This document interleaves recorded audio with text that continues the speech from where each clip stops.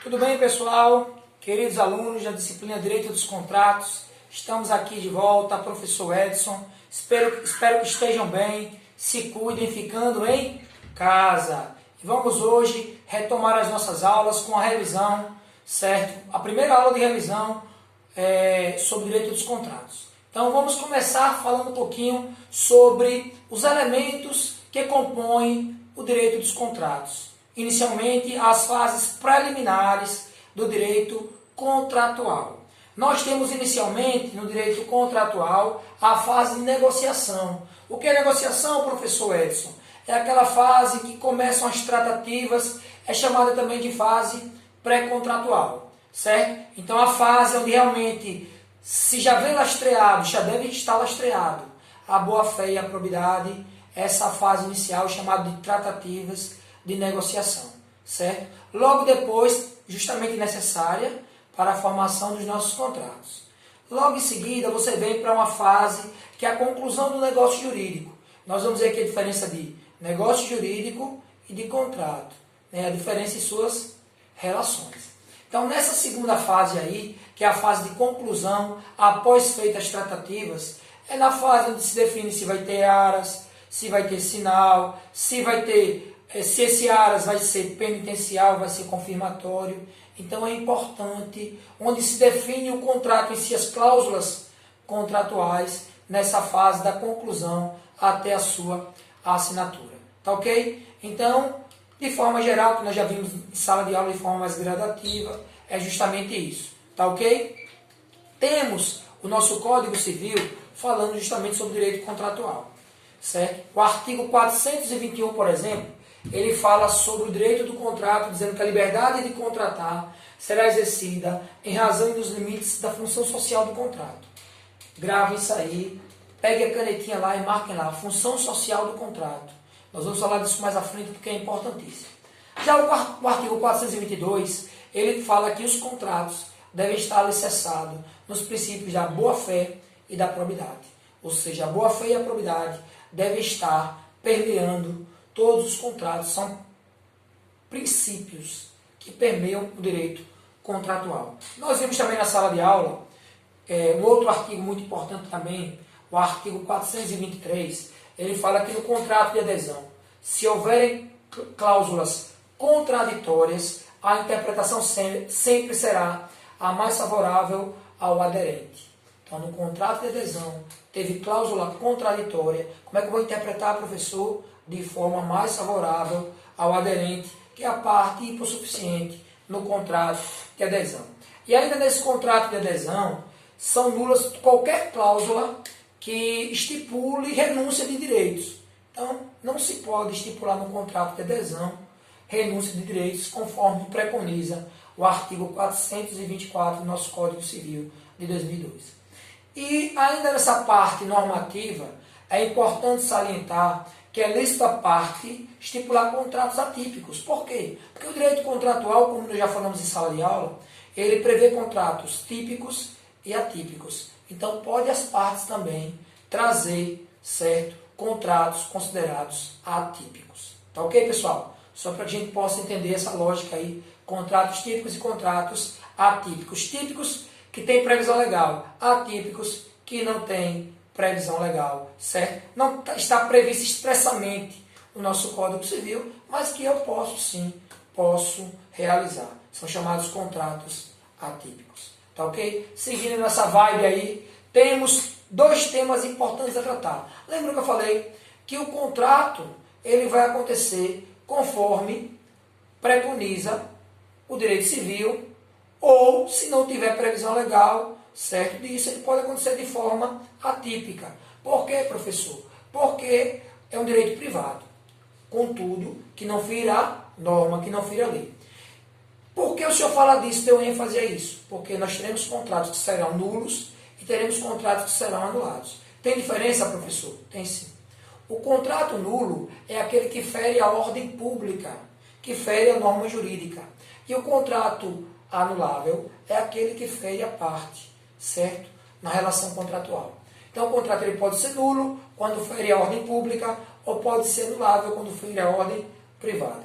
Quando ele fere a ordem pública, ele é nulo de pleno direito. Inclusive, anotem aí, vamos lá, vamos grifar, podem ser reconhecidos de ofício pelo magistrado. Se ele ofende a ordem pública, o magistrado pode reconhecer a sua nulidade de ofício. E se ele fere, professor, a ordem privada, o magistrado não pode reconhecer a nulidade de ofício. Nesse caso específico, o magistrado vai ter que fazer o quê, professor? O magistrado vai aguardar a provocação para poder declarar a sua anulabilidade. Outra coisa importante com relação ao contrato nulo e anulável é que o contrato, quando ele é nulo, ele produz efeito ex tunc, volta à origem. É como se aquele contrato nunca tivesse sido celebrado. E quando o contrato ele é anulável, o efeito dele é ex nunc, daqui para frente, e não retroage. Tá ok, pessoal? Tranquilo? Outra coisa importante, se eu tiver um contrato que será nulo, a ação que reconhece a sua nulidade é uma ação meramente declaratória. Mas se o contrato é anulável, a ação que reconhece a sua anulabilidade é uma ação desconstitutiva. É importante saber disso aí. Tranquilo? Vamos seguir. Outra coisa importante. Professor, qual a importância do contrato para o direito civil? Qual a importância do contrato para as nossas vidas? O contrato é o principal instrumento para cumprimento de obrigações. Praticamente todos os dias nós estamos contratando, certo? Ou no polo ativo, no polo passivo, geralmente o contrato típico, contrato atípico, mas todos nós estamos cotidianamente contratando. O contrato é uma das principais formas de obrigação. E falando em obrigação, a obrigação é um negócio jurídico. E qual a diferença, professor, de contrato para negócio jurídico? Melhorando, contrato unilateral para negócio jurídico unilateral. É o seguinte, todo contrato é um negócio jurídico. Só que o contrato é um negócio jurídico, certo? Que tem duas partes. Negócio jurídico bilateral. Ah, professor, pode ser plurilateral? Pode. Mas o contrato ele tem que ter no mínimo duas partes. Dois acordos de vontade. Tá ok? Então o contrato, a priori, ele é bilateral, tem pelo menos duas partes. E o negócio jurídico ele pode ser unilateral. Certo? Então qual a diferença do contrato unilateral para o negócio jurídico unilateral? É que o negócio jurídico unilateral eu só tenho a manifestação de uma vontade. O negócio jurídico unilateral só tem a manifestação de uma vontade. Tem um exemplo, professor, testamento. O testamento é um negócio jurídico unilateral. E o negócio jurídico bilateral, professor, tem manifestação de quantas vontades? O negócio jurídico, quando ele é bilateral, ele tem manifestação de duas vontades. Por exemplo, o contrato é um negócio jurídico bilateral, tem manifestação de duas vontades, pelo menos. Viu a importância? Professor, então me diga o que é um contrato unilateral. Um contrato lateral é um negócio jurídico bilateral, que tem duas vontades manifestas, mas que apenas uma é obrigada. Por exemplo, professor, me dê um exemplo. O contrato de doação. A doação tem duas vontades manifestas, a do doador e do donatário. Um quer doar, o outro quer receber. Só vai ter obrigação na doação pura e simples para o doador. Certo? Não terá obrigação para o donatário. A pessoa que recebe o bem não terá obrigação. Por isso que é um contrato unilateral. Porque apesar de ter manifestação de duas vontades, apenas uma das partes, ela é obrigada. Ok, pessoal? Tranquilo? Vamos seguir então a nossa vibe da revisão do que nós já vimos em sala agora de forma mais rapidinha. 15 minutinhos de revisão. Outra coisa importante, o contrato, como nós falamos aqui, é o principal instrumento de cumprimento de obrigações. Além disso, o contrato, para que você entenda o que é contrato, nós precisamos definir. Certo? E eu sigo aqui com a definição de contrato dada por Caio Mário Apud Gonçalves. Apud Carlos Alberto Gonçalves. Caio Mário foi citado na obra de Carlos Alberto Gonçalves, de 2017, dizendo o seguinte, que o contrato é um acordo de vontades na conformidade da lei, com o intuito de adquirir, resguardar, transferir, modificar, conservar e extinguir direitos. Repetindo, é um acordo de vontades na conformidade da lei, com o objetivo de adquirir, resguardar, transferir, modificar, conservar e extinguir direitos. Esse é um conceito que para a gente é top. Tá ok? Seguindo, dentro desses conteúdos, é importante saber, para que um contrato realmente ele produza efeitos, ele tem que atender os requisitos. Requisitos subjetivos para sua existência, requisitos objetivos e requisitos formais. Quais são os requisitos subjetivos que nós vimos em sala de aula? Capacidade genérica para contratar, que é aquela aplicável para todos, por exemplo, maioridade de 18 anos. Capacidade específica para contratar, determinado tipo de contrato só pode ser feito por aquele tipo de pessoa, capacidade específica. E nós temos o consensualismo, ou seja, o que é consensualismo? Acordo de vontades, tá ok? O consenso. Requisitos subjetivos, que dependem da manifestação da vontade, que variam de pessoa para pessoa. Requisitos objetivos, que estão previstos na lei, aquilo que geralmente é igual para todos. Por exemplo, com relação a requisito objetivo, nós temos a licitude do objeto, em previsão legal, a possibilidade jurídica do contrato, a determinabilidade do objeto. Então, o que são os requisitos objetivos? É aquilo que não varia. Né? Aquilo que não varia. Requisitos objetivos são o quê? Recapitulando aqui, licitude do objeto, possibilidade jurídica do objeto e determinabilidade do objeto. Ele ser determinado ou determinado. Ok? E por fim, os requisitos formais. A forma de contratar, ela pode ser livre, sem previsão, determinação legal. Ela pode ser solene, como acontece no contrato de compra e venda de imóveis acima de 30 salários mínimos. Isso vai acontecer por meio de quê? Por meio de escritura pública. Certo? Artigo 108 do Código Civil. E, por fim, a forma contratual, convencional, quando há um acordo de vontades e acabam pactuando. Tá ok, pessoal? Tranquilo? Até aí podemos seguir? Vamos lá, seguindo nessa vibe aí. Nós temos agora, vamos tratar um pouquinho de uma coisa chamada escada ponteana. O que é escada ponteana? A escada ponteana, ela fala do quê? Dos planos que engendram os contratos. Plano de existência, plano de validade e plano de eficácia. É justamente uma escada. Primeiro plano, plano de existência. Para que o contrato exista, tem que ter o quê? Agente, objeto, manifestação da vontade e forma. Agente, objeto, manifestação da vontade e forma. Aí ele já existe. Para ele ser válido, professor, o agente tem que ser capaz. O objeto tem que ser lícito, possível e determinado. A manifestação da vontade deve ser livre e a forma deve ser prescrita ou não defesa em lei. Ou seja, prevista em lei ou não proibida pela lei. E agora, professor, ele já existe, plano de existência, ele já é válido e para produzir efeitos ele precisa de quê? Aí depende. Depende. Ele pode precisar, por exemplo, do encargo. Ele pode estar vinculado a, por exemplo, além do encargo, que ele cria uma obrigação para a pessoa que está contratando. Ainda nós temos o termo e a condição. Qual a diferença, professor, de termo e condição? O termo é evento futuro e certo. Eu vou lhe dar um vademecum quando você fizer 18 anos. É um termo. É evento futuro e certo. Você tem 17, se fizer 18, eu lhe dou um vademecum. Certo? E a condição, evento futuro e certo. Eu vou lhe dar o vademecum quando você passar no curso de Direito. Evento futuro e incerto. Eu não sei se você vai passar, quando vai passar. Aí é uma condição para dar eficácia no negócio jurídico. Se o que é um encargo, eu estou falando inicialmente. O encargo é uma obrigação. Eu vou lhe dar este carro para você, mas você vai ter que, durante todo esse ano de 2020, levar e buscar minha irmã na faculdade. Certo? Mas ao final desse ano, o carro eu transfiro para você. Tá ok? Eu fiz uma doação mediante encargo ou obrigação. Tá ok, pessoal? Tranquilo? E vamos agora entrar na vibe, para terminar a aula de hoje, da classificação dos contratos. O que é classificação? É como os contratos realmente eles se organizam no mundo jurídico. Primeiro, o contrato pode ser o quê, professor? O contrato pode ser unilateral, já falamos aqui, né?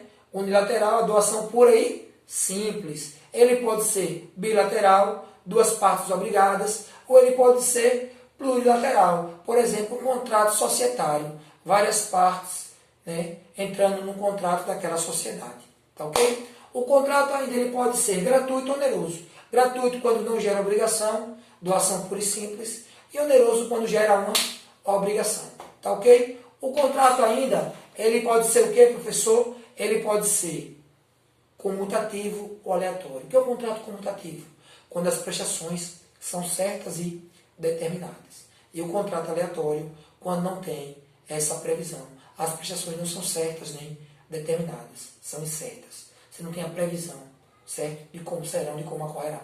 Tá ok? Se é incerto, é aleatório. Se é certa e determinada, esse contrato ele é comutativo. Tranquilo, pessoal? Seguindo na classificação dos contratos, nós temos contratos ainda que, quanto aos efeitos que eles produzem, não é isso? Eu já falei, ressaltando aqui, podem ser gratuitos ou onerosos, com relação aos efeitos, podem ser aleatórios ou comutativos. Tranquilo? Não esquece isso. Seguindo essa vibe, com relação à formação do contrato, como é que ele é, professor? Ele pode ser paritário, quando as partes estão em pé de igualdade. Pode ser um contrato de adesão, quando tem uma parte que manda e a outra que obedece. O contrato já vem pronto, contrato de adesão. Ou o contrato pode ser contrato tipo, aquele que é convencionado entre as partes. Tá ok? E quanto ao momento de execução do contrato, professor, como é que ele se organiza? Ele pode ser de execução instantânea, é isso, aquele contrato de pagamento à vista. Pode ser aquele contrato de execução diferida, você faz para pagar com 30 dias, certo? Ou pode ser aquele contrato de execução continuada ou trato sucessivo, você vai pagando todo mês. O contrato de locação, todo mês você vai lá e vai pagando o valor do aluguel. Quando ele é feito assim, é um contrato de trato sucessivo, quando ele é feito dessa forma mais corriqueira, tá ok? Seguindo, nós temos quanto ao agente. Podem ser contratos personalíssimos ou intuito persona, quando você direciona aquela pessoa. Ele pode ser impessoais, quando pode ser feito com qualquer pessoa. Eles podem ser individuais, feito com uma pessoa. Cada manifestação da vontade é feita de forma individualizada, ou ele ainda pode ser coletivo, né? Quando é feito entre um grupo de pessoas. Ok? Como é o contrato, por exemplo, societário. Os contratos podem ser também, quanto ao modo por que existem, eles podem ser principais, é aquele contrato que ele é feito, né? É o contrato originário, é o chamado contrato principal. E o contrato pode ser também acessório. Por exemplo, eu faço um contrato de locação. Meu contrato de locação é um contrato principal. Mas se eu peço no contrato de locação, uma das cláusulas, o estabelecimento de um fiador, esse contrato de fiança vai ser acessório do contrato principal. Ele só existe porque existe o contrato de locação. Então, o contrato de locação é o contrato principal e o contrato de fiança é o contrato acessório. Tá ok? Deu para entender aí? Tá tranquilo? Podemos seguir? Vamos lá, estamos terminando já com a classificação.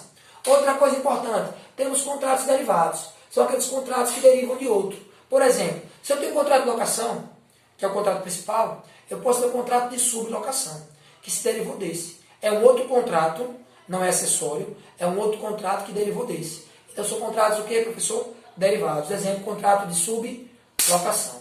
Tranquilo, pessoal? Vamos lá. Ainda na classificação, temos contratos na divisão em quanto à forma.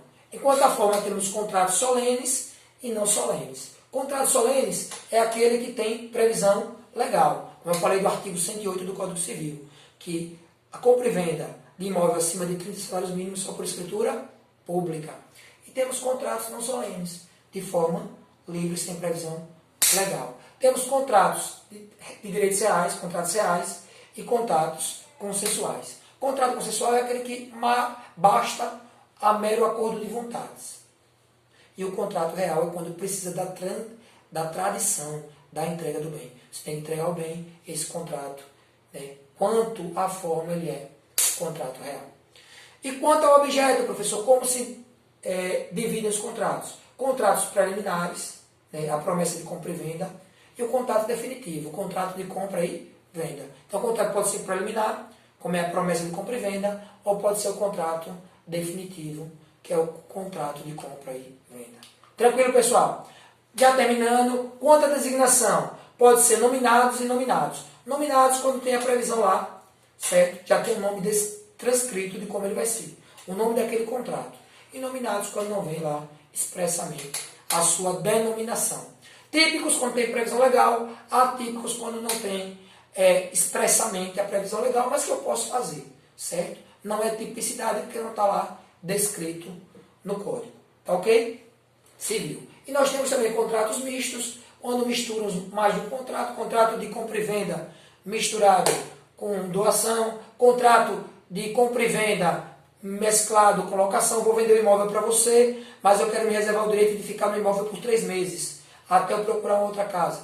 Então, contrato de compra e venda mesclado com locação. Então, contrato dito misto, certo? E temos contratos coligados, né?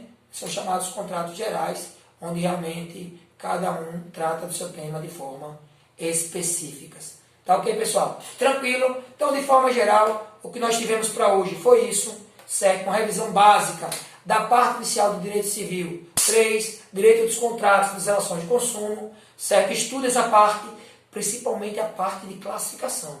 Nós temos o nosso material, nossa apostila. Eu estou postando apostilas, textos de apoio, mapas mentais, videoaulas, atividades no nosso Classic Hall. Está lá o nosso ambiente de atividades. Acessem lá para estudar. Esse videoaula aqui eu estou postando lá. Vou postar também no nosso canal. Acesse o nosso canal no YouTube. Hoje teremos aula lá. Iremos estar tirando dúvida, nossa live no YouTube. Então, acessem, vamos participar, certo? A nossa intenção aqui é facilitar e democratizar a aprendizagem dos senhores. Qualquer dúvida, não tenham dúvida, conte conosco, certo? Tirem essa dúvida aí pelo WhatsApp, pelo Instagram, certo? No direct, nas redes sociais, estamos à disposição nas nossas lives aqui.